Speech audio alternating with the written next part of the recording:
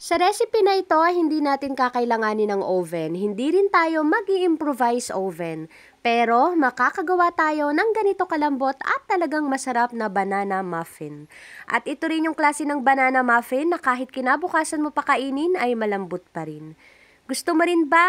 Tara, luto tayo. Sa recipe na ito ay bida yung mga overripe na banana or yung tinatawag na sobra na sa pagkakahinog. Magandang gawing banana muffin yung ganitong klase ng saging kasi talagang matamis na. Dudurugin natin ito at tignan nyo naman madali na siyang madurog kasi sobra na yung pagkakahinog niya. Pwede kayong gumamit dito ng potato masher or tinidor sa pagdurog. Next, sa isang mixing bowl, pagsamasamahin na natin yung mga dry ingredients. 3 cups ng all-purpose flour, 2 cups ng sugar, pwedeng white or wash, 2 teaspoon ng baking powder, 2 teaspoon ng baking soda, 1 teaspoon salt. Haluin muna natin bago ilagay yung mga wet ingredients. At para naman sa mga wet ingredients, maglagay tayo dito ng 1 and 1 cup ng evaporated milk, 1 cup cooking oil, or kung nakakaluwag-luwag ka, pwede ring 1 cup ng melted butter, 2 tablespoon ng vanilla at 4 na itlog. Haluin natin ito ng mabuti hanggang sa wala na tayong makitang buo-buo na ingredients. Then maglagay na tayo dito ng dinurog na saging kanina. Haluin uli natin ito hanggang sa maging ganito na yung consistency. Then mag-add tayo dito ng 1/2 cup ng chocolate chips. Nakalimutan ko po palang sabihin, bago tayo maglagay ng all-purpose flour dito, ay make sure na salain po natin. Kasi minsan, yung mga nabibili natin sa palengke na all-purpose flour,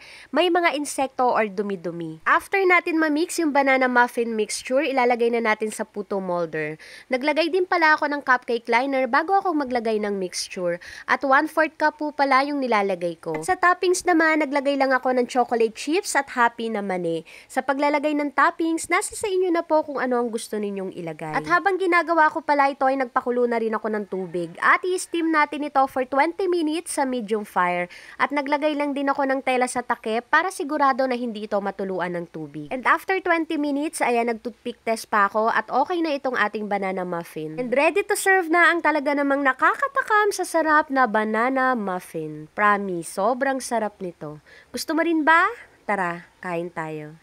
Hello everyone! For today's video, gumawa ako ng banana muffin at talaga namang napakasarap.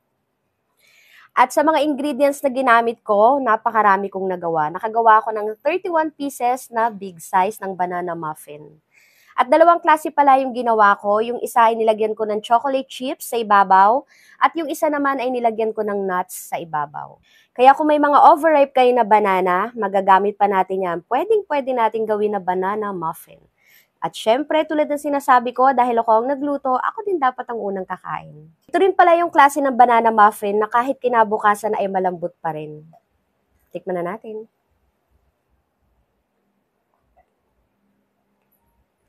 Ang sarap. Yung una nating... ano yun ka? Nag-chocolate na sa mabit. Yung una nating kinain ay yung may chocolate chips sa ibabaw. Ito naman, try natin yung may nuts sa ibabaw. Tulad ng sinabi ko sa inyo, may chocolate chips din to. Ayan, nasa ilalim na siya bumaba.